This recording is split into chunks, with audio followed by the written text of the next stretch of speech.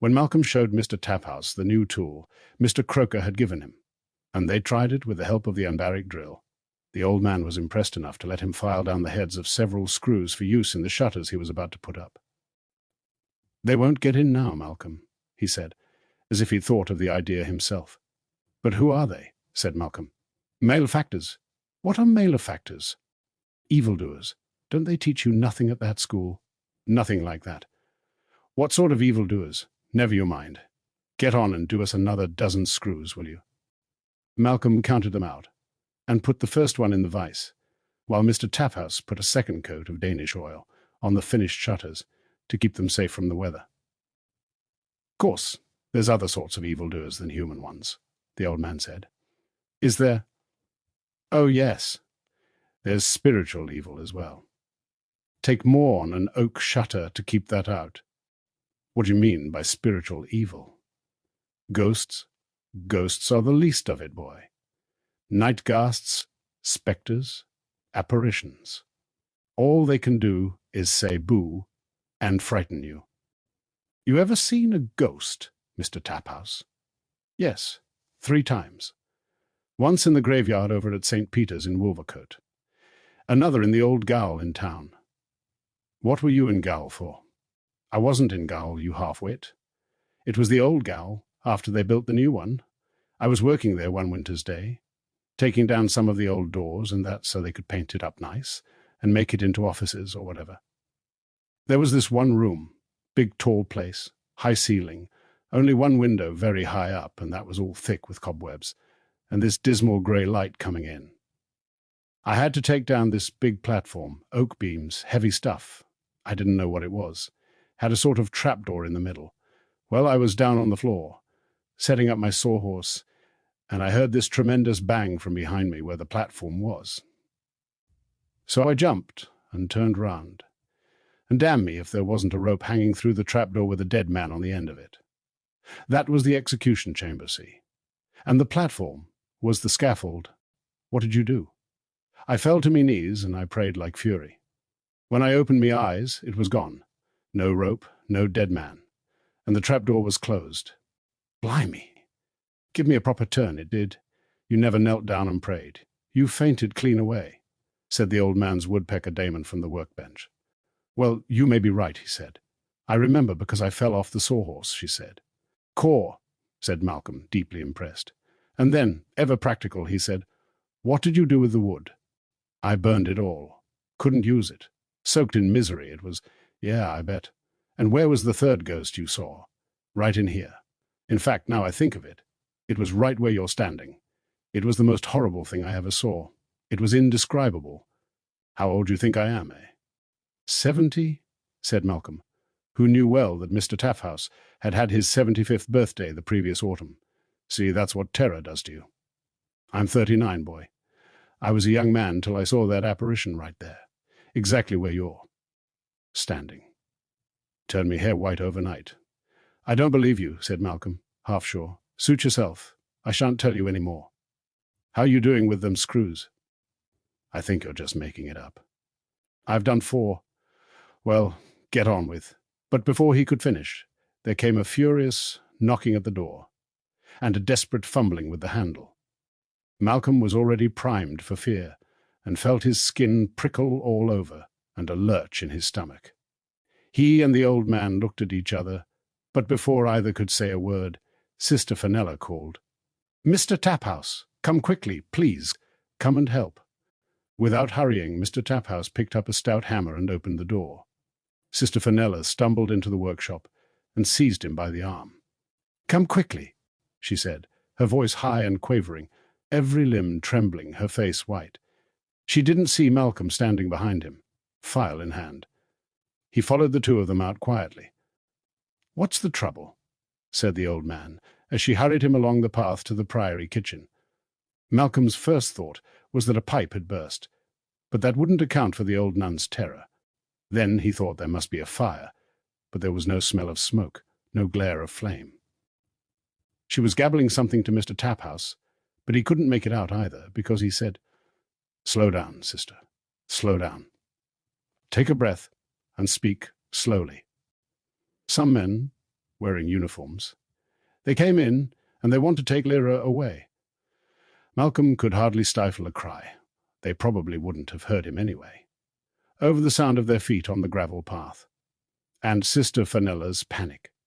And Mr. Taphouse's hearing wasn't all that good in the first place. But nothing was going to prevent Malcolm from following. He wished he'd picked up a hammer like the old man. "They say who they were," said Mr. Taphhouse. "No, or at least I didn't understand. Like soldiers or police or something. Oh dear." They were entering the kitchen as she said that. She clutched one hand to her heart and felt around with the other, and Malcolm darted to bring her a chair. She sank onto it, her breathing fast and shallow.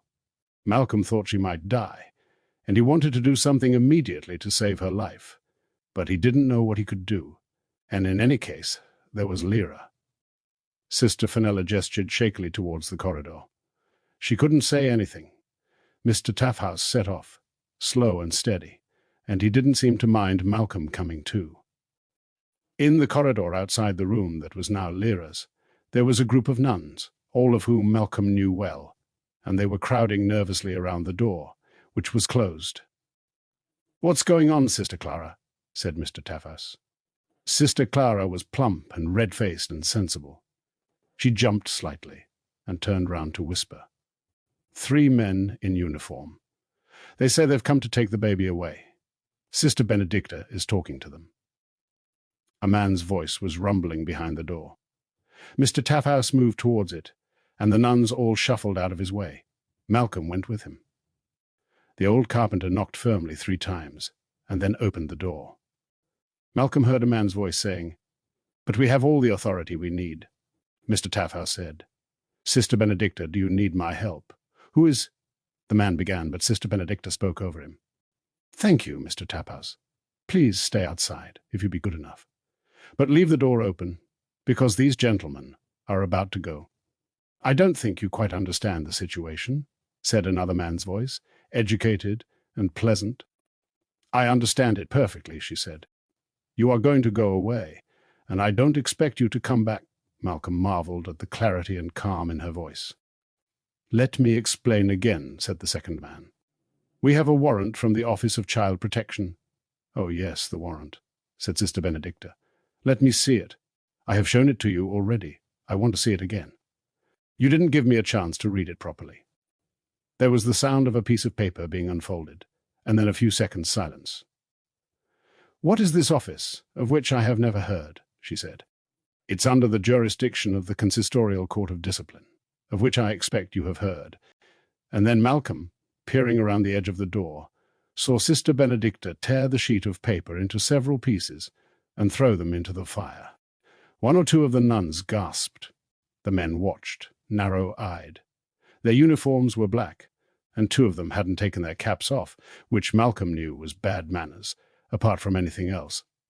Then Sister Benedicta picked up Lyra with the utmost care and held her tight. "Did you seriously think for one moment," she said, sounding fierce now, "that I would let this little baby, who has been given into our care, be taken away by 3 strangers on the strength of a single piece of paper? 3 men who practically forced their way into this holy building without any invitation. Who frightened the oldest and the least well of us with threats and weapons? Yes, weapons, waving your guns in her face. Who do you think you are? What do you think this place is? The sisters have been giving care and hospitality here for 800 years. Think what that means. Am I going to abandon all our holy obligations because 3 bullies in uniform come shouldering their way in and try to frighten us? And for a helpless baby not 6 months old. Now go, get out, and don't come back. You haven't heard— Oh, now, go on. Tell me I haven't heard the last of it. Get out, you bully. Take your 2 thugs and go home. And you might think of praying to the good Lord and asking for forgiveness." All this time Malcolm had heard Lyra and her little Damon chattering away in their pidgin English. Now, for some reason, they stopped, and a thin, uncertain sobbing began to come from her instead. Holding her tight, Sister Benedicta stood firm and faced the men, who had no choice. They turned sullenly and came towards the door. Mr. Taphhouse stepped back to make room for them, and so did Malcolm and the nuns, so that there was almost a guard of dishonor for the men to walk through. Once they'd gone, all the nuns flooded into the baby's room and surrounded Sister Benedicta, uttering little words of sympathy and admiration, stroking Lyra's head. Her crying stopped, and Malcolm saw her smile and laugh and preen herself, as if she had done something splendid. Mr. Taffhouse took him by the shoulder and pulled him gently away. As the two of them made their way back to the workshop, Malcolm asked, "Were they malefactors?" "Yes, they were," the old man replied. "Time to clear up now. Leave them screws till next time." He wouldn't say any more, so Malcolm helped sweep up and tidy, and fetched a bucket of water for the rags Mr. Taffhouse had been wiping the Danish oil on with to stop them spontaneously combusting. Then he went home. "Mum, what's the Office of Child Protection?" "Never heard of it." "Eat your supper in between mouthfuls of sausage and mash." Malcolm told his mother what had happened. She had seen Lyra herself now, had even held her, and so she realized what it would have meant for the nuns to be deprived of her. "Wicked," she said.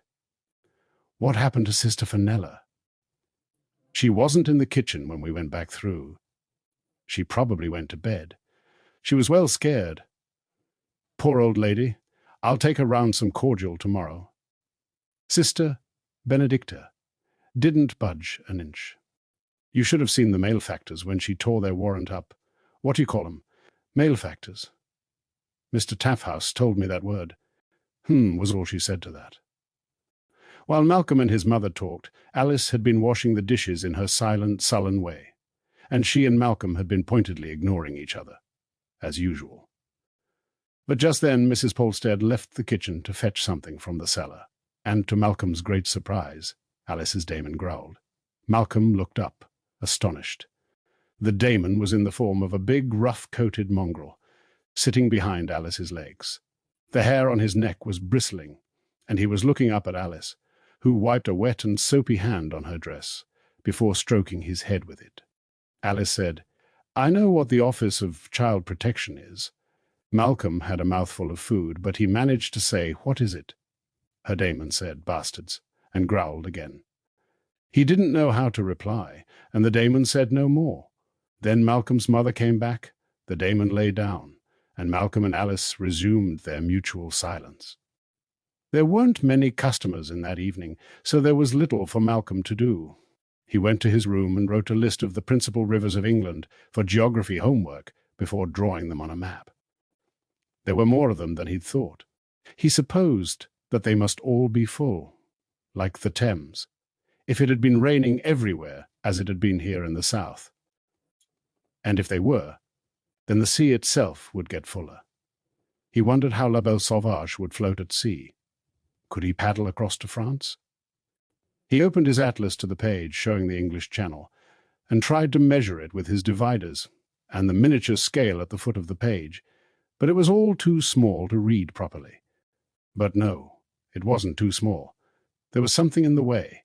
Something was flickering and swimming exactly on the spot he was looking at, so that he couldn't see it clearly, though everything around it seemed clear, at least until he moved his gaze to look at something else, and the flickery thing moved too. It was always in the way, and he could see nothing behind it. He brushed the page, but there was nothing there. He rubbed his eyes, but it still didn't go away. In fact, it was even more curious because he could still see it when his eyes were closed. And it was very slowly getting bigger. It wasn't a spot anymore. It was a line, a curved line, like a loosely scribbled letter C, and it was sparkling and flickering in a zigzag pattern of blacks and whites and silvers. Asta said, "What is it?" "I can feel something." "What can you see?" He described it as well as he could. "And what can you feel?" he added. "Something strange, like a sort of far-off feeling, as if we're a long way apart, and I can see for miles, and everything's very clear and calm. I'm not afraid of anything, just calm. What's it doing now? Just getting bigger. I can see past it now.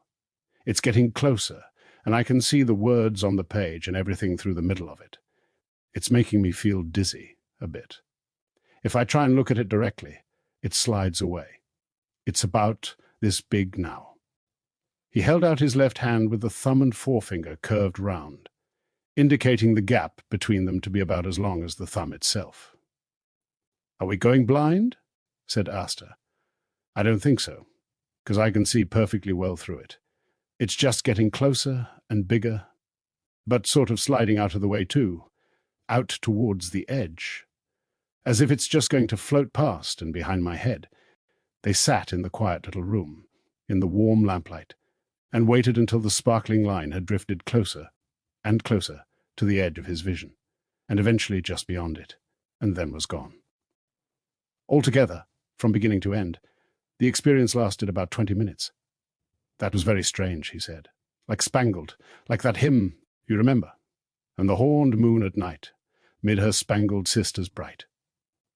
It was spangled. Was it real? Of course it was real.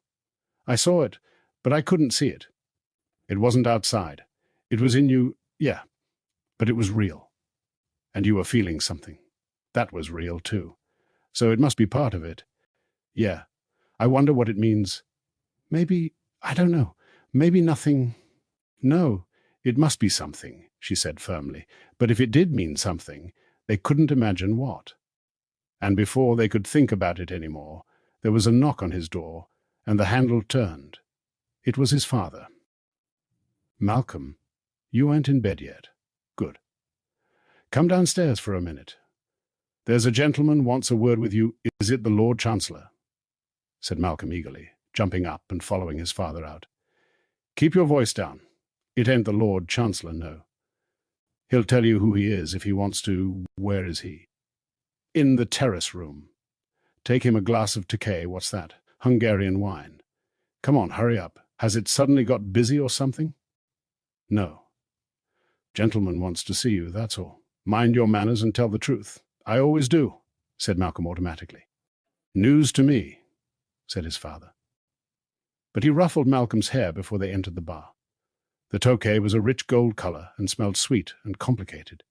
Malcolm was seldom tempted by the drinks they sold in the Trout. Beer was bitter, and wine was usually sour, and whiskey was abominable. But if he could find the bottle later, he'd take a sip of this. All right. Once his father's back was turned. Malcolm had to stand in the corridor outside the terrace room for a moment to regain his sense of reality. His mind was still absorbed by the spangled ring. He took a deep breath and went in. The gentleman waiting gave him a start, though all he was doing was sitting by the cold fireplace. Perhaps it was his Damon, a beautiful silvery spotted leopard, or perhaps it was his dark saturnine expression. In any event, Malcolm felt daunted, and very young and small. Asta became a moth. "Good evening, sir," he said. "Your Tokay what you ordered. Would you like me to make up the fire? It's ever so cold in here. Is your name Malcolm?" The man's voice was harsh and deep. "Yes, sir." "Malcolm Polstead. I'm a friend of Dr. Relf," said the man. "My name is Asriel." "Oh, she hasn't told me about you," Malcolm said. "Why did you say that?" "Because if she had, I'd know it was true," the leopard growled, and Malcolm took a step backwards. But then he remembered how Sister Benedicta had faced down the men and stepped forward again. Asriel gave a short laugh. "I understand," he said. "You want another reference? I'm the father of that baby in the priory." "Oh, you're Lord Asriel." "That's right. But how are you going to test the truth of that claim?" "Lyra. And what's her daemon called?" "Pantalaimon." "All right," said Malcolm. "All right now. You sure?" "No, I ain't sure, but I'm more sure than I was." "Good. Can you tell me what happened earlier this evening?" "The Office of Child Protection. That's what they called themselves, sir." "What did they look like?" Malcolm described their uniforms. The one who took his cap off, he seemed like he was in charge. He was more polite than the others, more sort of smooth and smiling. But it was a real smile, not a fake one. I think I'd even have liked him if he'd come in here as a customer. That sort of thing. The other two were just dull and threatening. Most people would have been dead scared, but Sister Benedicta wasn't. She faced him off all by herself. The man sipped his Tokay. His daemon lay with her head up and her front paws stretched out ahead of her, like the picture of the Sphinx in Malcolm's encyclopedia. The black and silver patterns on her back seemed to flicker and shimmer for a moment, and Malcolm felt as if the spangled ring had changed its form and become a daemon. But then Lord Asriel spoke suddenly. "Do you know why I haven't been to see my daughter? I thought you were busy. You probably had important things to do. I haven't been to see her because if I do, she'll be taken away from there and put in a much less congenial place. There'll be no Sister Benedicta to stand up for her there. But now they're trying to take her anyway." "And what was that other thing I've heard about? The League of St. Alexander?" Malcolm told him about that. "Disgusting," said Asriel. "There's plenty of kids at my school joined. They like being able to wear a badge and tell the teachers what to do. Excuse me, sir, but I told Dr. Relf about all this." "Didn't she tell you?" "Still not quite sure about me." "Well, no," said Malcolm. "Don't blame you. You going to go on visiting Dr. Relf?" "Yes, because she lends me books, as well as listening to what's happened." "Does she? Good for her.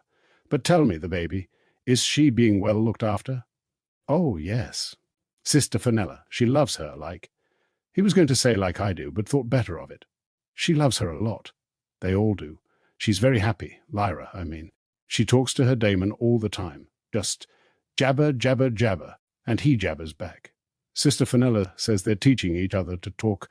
Does she eat properly? Does she laugh? Is she active and curious?" "Oh, yeah. The nuns are really good to her, but now they're being threatened." Asriel got up and went to the window to look at the few lights from the priory across the river. "Seems like it, sir. I mean, your lordship. Sir will do. Do you think they'd let me see her, the nuns? Not if the Lord Chancellor had told them not to, and he has, eh?" "I couldn't say, sir. What I think is they'd do anything to protect her, especially Sister Benedicta. If they thought anyone or anything was a danger to her, I suppose they'd do anything, like I said." "So you know them well, these nuns?" "I've known them all my life, sir, and they'd listen to you." "I suppose they would, yes. Could you tell them I'm here, and I'd like to see my daughter?" "When?" "Right now. I'm being pursued. The High Court has ordered me not to go within 50 miles of her, and if I'm found here, they'll take her away and put her somewhere else where they aren't so careful." Malcolm was torn between saying, "Well, you ought not to risk it." Then, in simple admiration and understanding, of course the man would want to see his daughter, and it was wicked to try to prevent him. "Well," Malcolm thought, then said, "I don't think you could see her right now, sir. They go to bed ever so early. I wouldn't be surprised if they were all fast asleep. In the morning they get up ever so early too, maybe. I haven't got that long. Which room have they made into a nursery?" "Round the other side, sir, facing the orchard." "Which floor?" "All their bedrooms are on the ground floor. And hers is too. And you know which one?" "Yes, I do, but—" "You could show me then. Come on." There was no refusing this man. Malcolm led him out of the terrace room and along the corridor and out onto the terrace before his father could see them. He closed the door very carefully behind them, and found the garden brilliantly lit by the clearest full moon there'd been for months. It felt as if they were being lit by a floodlight. "Did you say there was someone pursuing you?" said Malcolm quietly. "Yes. There's someone watching the bridge. Is there any other way across the river?" "There's my canoe. It's down this way, sir. Let's get off the terrace before anyone sees us." Lord Asriel went beside him across the grass and into the lean-to where the canoe was kept. "Ah, it's a proper canoe," said Lord Asriel, as if he'd been expecting a toy. Malcolm felt a little affronted on behalf of la Belle Sauvage, and said nothing, as he turned her over and let her slip silently down the grass and onto the water. "First thing," he said, "is we'll go downstream a short way, so as no one can see us from the bridge. There's a way into the priory garden on that side." "You get in first, sir." Asriel did so, much more capably than Malcolm had anticipated, and his leopard daemon followed, with no more weight than a shadow. The canoe hardly moved at all, and Asriel sat down lightly and kept still, as Malcolm got in after him. "You been in a canoe before?" Malcolm whispered. "Yes. This is a good one. Quiet now." Malcolm pushed off and began to paddle, staying close to the bank under the trees and making no noise whatsoever. If there was one thing he was good at, this was it. Once they were out of sight of the bridge, He turned the boat to starboard and made for the other shore. "I'm going to come up alongside a willow stump," he said very quietly. "The grass is thick there. We'll tie her up and go across the field, behind the hedge." Lord Asriel was just as good at getting out as he'd been at getting in. Malcolm couldn't imagine a better passenger. He tied the boat to a stout willow branch growing from the stump, and a few seconds later they were moving along the edge of the meadow, under the shade of the hedge. Malcolm found the gap he knew about and forced his way through the brambles. It must have been harder for the man, being bigger. But he didn't say a word. They were in the priory orchard. The lines of plum trees and apple trees, of pear trees and damson trees, stood bare and neat and fast asleep under the moon. Malcolm led the way around the back of the priory, and came to the side where the window of Lyra's nursery would be, if it hadn't been hidden by the new shutters. They did look remarkably solid. He counted once more to make sure it was the right one, and then tapped quietly on the shutter with a stone. Lord Asriel was standing close by. The moon was shining full on this side of the building, so they would both be clearly visible from some way off. Malcolm whispered, "I don't want to wake any of the other nuns, and I don't want to startle Sister Fenella because of her heart. We got to be careful." "I'm in your hands," said Lord Asriel. Malcolm tapped again a little harder. "Sister Fenella," he said quietly. No response. He tapped a third time. "Sister Fenella, it's me, Malcolm." What he was really worried about was Sister Benedicta, of course. He dreaded to think what would happen if he woke her, so he kept as quiet as he could while still trying to wake Sister Fenella, which was not easy. Asriel stood still, watching and saying nothing. Finally Malcolm heard a stirring inside the room. Lyra gave a little mew, and then it sounded as if Sister Fenella moved a chair or a small table. Her soft old voice murmured something, like a word or two of comfort to the baby. He tried again, just a little louder. "Sister Fenella." A little exclamation of shock. "It's me, Malcolm," he repeated. A soft noise, like the movement of bare feet on the floor, and then the click of the window catch. "Sister Fenella." "Malcolm, what are you doing?" "Like him," she was whispering. Her voice was frightened and thick with sleep. She hadn't opened the shutter. "Sister, I'm sorry. I really am," he said quickly. "But Lyra's father's here, and he's being pursued by his enemies, and he really needs to see Lyra before he goes on somewhere else. To say goodbye," he added. "Oh, that's nonsense, Malcolm. You know we can't let him." "Sister, please. He's really in earnest," Malcolm said, finding that phrase from somewhere. "It's impossible. You must go away now, Malcolm. This is a bad thing to ask. Go away before she wakes up." I daren't think what Sister Benedicta. Malcolm didn't dare think it either. But then he felt Lord Asriel's hand on his shoulder, and the man said, "Let me speak to Sister Fenella. You go and keep watch, Malcolm." Malcolm moved away to the corner of the building.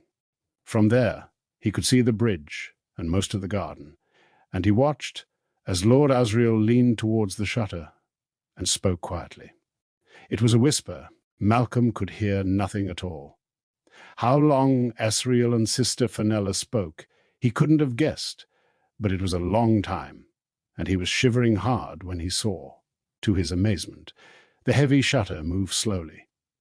Lord Asriel stood back to let it open, and then stepped in again, showing his open, weaponless hands, turning his head a little to let the moonlight fall clearly on his face. He whispered again. Then there was a minute, 2 minutes perhaps, in which nothing happened, and then Sister Fenella's thin arms held out the little bundle, and Asriel took it with infinite delicacy. His leopard daemon stood up to put her forepaws on his waist, and Asriel held the baby down so she could whisper to Lyra's daemon. How had he persuaded Sister Fenella? Malcolm could only wonder. He watched the man lift the baby again and walk along the grass between one bare flower bed and the next, holding the bundle high so he could whisper to her, rocking her gently, strolling along slowly in the brilliant moonlight.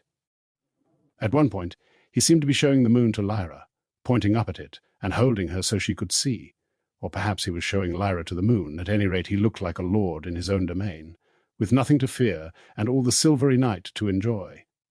Up and down he strolled with his child. Malcolm thought of Sister Fenella, waiting in fear, in case Lord Asriel didn't bring her back, in case his enemies attacked, in case Sister Benedicta suspected something was up. But there was no sound from the priory, no sound from the road, no sound from the man and his baby daughter in the moonlight. At one point, the leopard daemon seemed to hear something. Her tail lashed once, her ears pricked, her head turned to face the bridge. Malcolm and Asta turned immediately, ears and eyes tightly focused on the bridge, every separate stone of which was clearly outlined in black and silver, but nothing moved, and there was no sound but the call of a hunting owl half a mile away. Presently, the leopard daemon's statue-like stillness melted, and she moved away once more, lithe and silent. Malcolm realized that that was true of the man as well. During their journey over the river and through the meadow, into the orchard and up to the priory wall, he had not heard the slightest sound of footsteps. Asriel might as well have been a ghost, for all the sound he made. He was turning now at the end of the walk and making for Sister Fenella's window again. Malcolm watched the bridge, the garden, what he could see of the road, and saw nothing wrong. And when he turned, Asriel was handing the little bundle up through the window, whispering a word or two, and silently swinging the shutter closed. Then he beckoned, and Malcolm joined him. It was very difficult to make no noise at all, even on grass, and Malcolm watched to see how the man set his feet down. There was something leopard-like about it. Something to practice himself anyway. Back through the orchard, to the hedge, through the brambles, into the meadow, across to the willow stump. Then a stronger, yellower light than the moon stabbed the sky. Someone on the bridge had a searchlight, and Malcolm heard the sound of a gas engine. "There they are," said Asriel quietly. "Leave me here, Malcolm." "No, I got a better idea. Take my canoe and go down the river. Just get me back across to the other side, first." The idea occurred to Malcolm in the same moment he said it. "You sure? You can go downstream a long way. They'll never think of that. Come on." He stepped in and untied the painter, holding the boat tight to the bank while Asriel got in too. Then Malcolm paddled swiftly, and as silently as he could across to the inn garden, though the current wanted to whirl him out into the open water, where they'd be visible from the bridge. Asriel caught hold of the fixed line on the little jetty, as Malcolm got out, and then Malcolm held the boat while the man sat in the stern, took the paddle, and held out his hand to shake. "I'll get her back to you," he said, and then he was gone, speeding with long, powerful strokes down the river on the swollen current, the leopard daemon like a great figurehead at the prow. La Belle Sauvage had never gone so fast, Malcolm thought.